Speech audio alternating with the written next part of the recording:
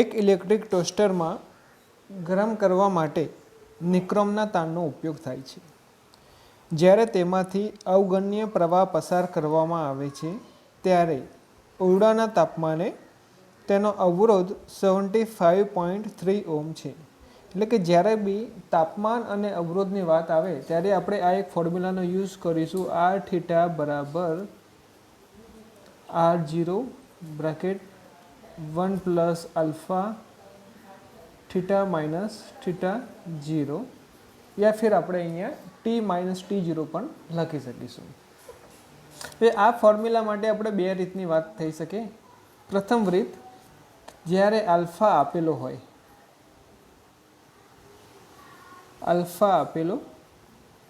હોય, એટલે કે કોએફિશિયન્ટ આપેલો હોય આપણને, તો ડાયરેક્ટલી જે બી વેલ્યુ આપેલી હોય એક R1 થીટા 1 અને R2 થીટા 2 આ ચારમાંથી ગમે તે ત્રણ વેલ્યુ આપેલી હશે અને એક વેલ્યુ આપેલી નહીં હોય, તો આ સમીકરણમાં ડાયરેક્ટલી આપણે વેલ્યુ મૂકીને જવાબ લાવી શકીશું જે બી ખૂટતું હોય તેનો. પણ જો આલ્ફા આપેલ ના હોય, આલ્ફા આપેલો ના હોય તો આપણે 100% થીટા 0 બરાબર 0 લેવું પડશે અને આર થીટા, અહીંયા ધારો કે આપણે થીટા લખીએ છીએ, બરાબર R0 લેવું જ પડશે કન્ડિશન પ્રમાણે. આલ્ફા આપેલો ના હોય, એટલે કે આલ્ફા આપેલો ના હોય તો હંમેશા આપણે થીટા 0 બરાબર 0 લેવાનું અને આર થીટા બરાબર R0 લેવું જ પડશે.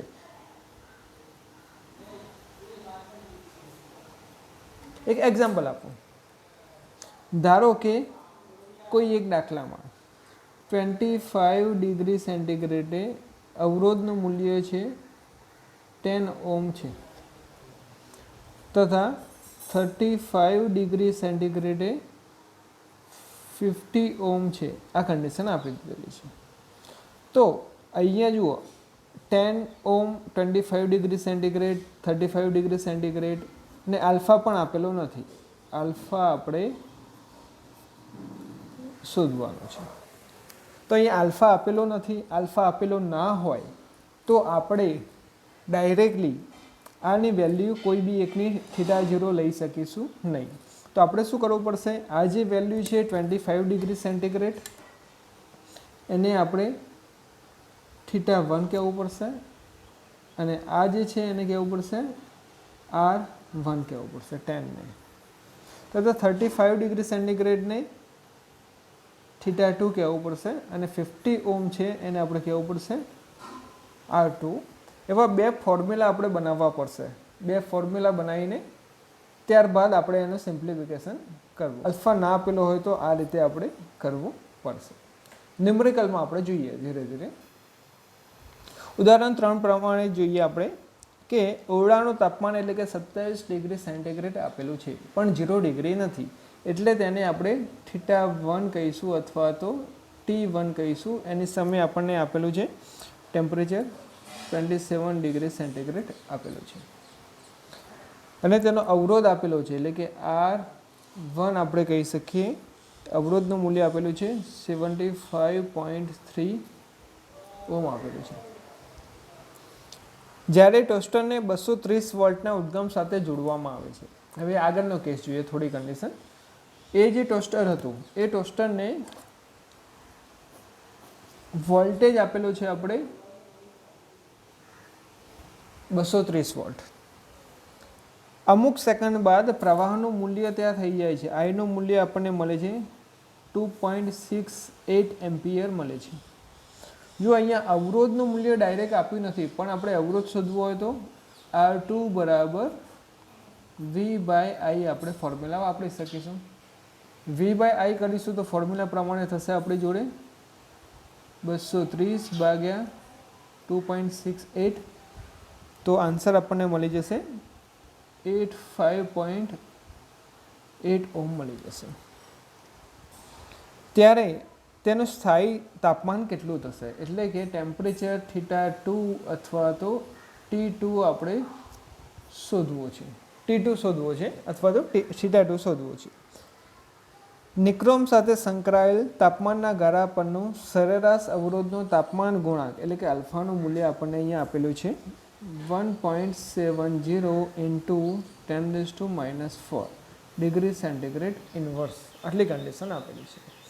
જો અહીંયા આપણને આલ્ફાની વેલ્યુ આપેલી છે, આલ્ફાની વેલ્યુ આપેલી હોય તો કોઈ જ તકલીફ કર્યા વગર આપણે આને એક જ ફોર્મ્યુલામાં વેલ્યુ મૂકી શકીએ છીએ. કોઈ એકને 0 બનાવી દેવાનો અને બીજાને 1 બનાવી દેવાનો. કેમ કે આલ્ફાની વેલ્યુ આપેલી છે માટે ફોર્મ્યુલા આપણે લખી દઈએ. ફોર્મ્યુલા આપણું કેવું છે? r થીટા બરાબર r0 બ્રેકેટમાં 1 plus alpha theta minus θ0 bracket finish. પરંતુ આલ્ફા આપેલો હોય તો આપણે અહીંયા આ ફોર્મ્યુલાને આ રીતે પણ લખી શકીએ. r2 બરાબર r1 1 plus alpha t2 minus t1 ની રીતે આપણે કરી શકીશું. તો ચલો r2 ની વેલ્યુ આપણે મૂકી દઈએ. r2 ની વેલ્યુ કેટલી થશે? અહીંયા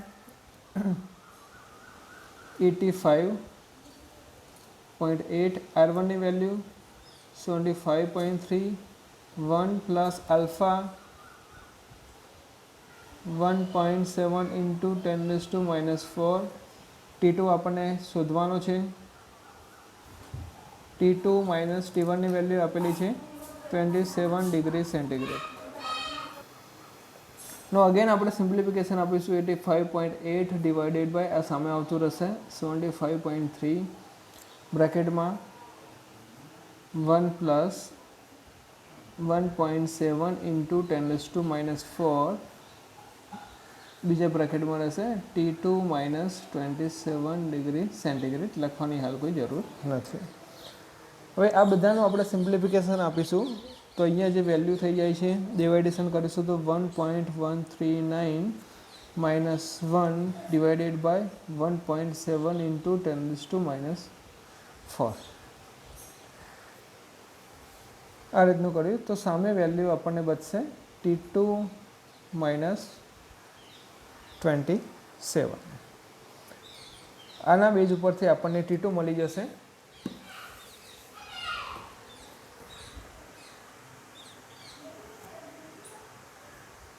t2 minus 27 is equals to 0.0818 into 10⁴. So t2 is equals to આપણને મળશે t2 is equals to 10⁴ છે તો મતલબ થઈ જશે 818 plus 27. So t2 is equals to 845 degrees centigrade. જે આપણને t2 ની વેલ્યુ મળી ગઈ. આ રીતે આપણે ટેમ્પરેચર શોધી શકીશું. આ થઈ ગયું ઉદાહરણ 3.3 જેમાં આલ્ફાની વેલ્યુ આપેલી હતી. આપણને આલ્ફાની વેલ્યુ આપેલી હતી જેના કારણે ડાયરેક્ટલી આપણે 1 અને 2 બનાવીને વેલ્યુ મૂકી દીધી. જોઈએ બીજી મેથડ આપણે. ઉદાહરણ 3.4માં પ્લેટિનમ અવરોધ ધરાવતા થર્મોમીટરમાં રહેલા પ્લેટિનમ તાણનો અવરોધ બરફના તાપમાને, બરફનું તાપમાન એટલે કે બરફ કેટલા ડિગ્રી સેન્ટીગ્રેડે બને? 0 ડિગ્રી સેન્ટીગ્રેડે. એટલે કે θ0 આપણે તેને કહી શકીશું તો 0 ડિગ્રી સેન્ટીગ્રેડ થઈ ગયો. અવરોધ 5 ઓહ્મ છે તો R0 બરાબર 5 ઓહ્મ આપણને મળી ગયો. તથા વરાળના તાપમાને, વરાળ કેટલા ટેમ્પરેચરે બનવાનું છે? θ is equals to 100 degree centigrade આપણે લઈ શકીએ. અવરોધ જે આપેલો છે આપણને R100 બરાબર આપણને વેલ્યુ છે 5.23 લખેલું છે. જ્યારે થર્મોમીટરને હોટ બાથમાં ડુબાડવામાં આવે છે ત્યારે તેનો અવરોધ, હવે ત્રીજી કન્ડિશન આપેલી છે, અવરોધ એટલે કે R θ આપણને કીધું છે જે છે 5.795. તો તેનું તાપમાન શોધો. θ બરાબર આપણે શોધવાનું છે. આ વેલ્યુ આપણે શોધવી છે. અહીંયા જો આલ્ફાની વેલ્યુ પણ આપેલી નથી તો આપણે બે રીતે આ સમ કરી શકીએ. પ્રથમ કે આ બંનેની વેલ્યુ લઈને આપણે આલ્ફાની વેલ્યુ શોધી શકીએ. ત્યારબાદ આ ફર્સ્ટ કેસ આપણે ધારી લો કે આને આપણે કહી દઈએ સ્ટાન્ડર્ડ કેસ, સેકન્ડ કેસ અને થર્ડ કેસ. પહેલાં ફર્સ્ટ અને સેકન્ડ કેસનો ઉપયોગ કરીને આપણે આલ્ફા શોધી શકીએ. ત્યારબાદ આલ્ફાનો યુઝ કરીને ફર્સ્ટ અને થર્ડ કેસનો યુઝ કરીને આપણે થીટા શોધી શકીએ. એટલે કે 2 સ્ટેપમાં ન્યુમેરિકલ આપણે કરવો પડશે. પણ જો ડાયરેક્ટ મેથડ એક તમને બતાવું કે અહીંયા થીટા 0 બરાબર 0 ડિગ્રી આપેલું છે, એટલે આને આપણે રેફરન્સ ટેમ્પરેચર તરીકે લઈ શકીએ. રેફરન્સ ટેમ્પરેચર તરીકે લઈ શકીએ તો આપણું ફોર્મ્યુલા જે હતું કે આર થીટા બરાબર R0 1 plus alpha theta minus theta 0, જેની અંદર R0 અને થીટા 0 તો આ જ વેલ્યુ આપણે લખીશું, પરંતુ થીટા 1 એટલે કે અહીંયા એકવાર મૂકીશું અને R અહીંયા મૂકીશું. બીજો એક ફોર્મ્યુલા બનાવીશું જેમાં થીટા અને R અહીંયા મૂકીશું. તો આપણે જોઈએ સ્ટેપ બાય સ્ટેપ, પણ થોડું બ્રેકેટવાળો ઓપન કરી દઈએ ફોર્મ્યુલા. સો R થીટા બરાબર બ્રેકેટ ઓપન કરીશું તો R0 પ્લસ અહીંયા કન્ડિશન કેટલી રહેશે, R0 alpha theta minus theta 0 તો કેટલો લેવાનો આપણે 0 ડિગ્રી, તો આખું એ 0 થઈ જશે. હવે R થીટામાંથી R0 આ બાજુ લઈ દઈએ તો R થીટા માઇનસ R0 તો સામે વધશે R0 આલ્ફા થીટા, આટલો ફોર્મ્યુલા વધશે. હવે આ ફોર્મ્યુલાને એકવાર 2 નંબરવાળી કિંમત મૂકી દઈએ તેમાં અને બીજી વાર 3 નંબરવાળી કિંમત મૂકીએ તો હવે R થીટા એટલે કે R100 માઇનસ R0 બરાબર R0 આલ્ફા થીટા એટલે કે 100, જેને આપણે ફર્સ્ટ નંબર આપીએ. તથા અગેન અહીંયા ફોર્મ્યુલામાં વેલ્યુ મૂકીએ. R થીટા જે આપણે આપેલો છે માઇનસ R0 બરાબર R0 આલ્ફા અને થીટા, જેને આપણે 2 નંબર આપી દઈએ. હવે આ બે સમીકરણનો ડિવાઇડેશન કરીશું આપણે તો R0 અહીંયાથી કટ થઈ જશે, આલ્ફા પણ કટ થઈ જશે. તો આપણે આગળનું સ્ટેપ કરીએ. અહીંયા શું કરીશું આપણે, સમીકરણ 1 ડિવાઇડેડ બાય સમીકરણ 2 કરતા. હવે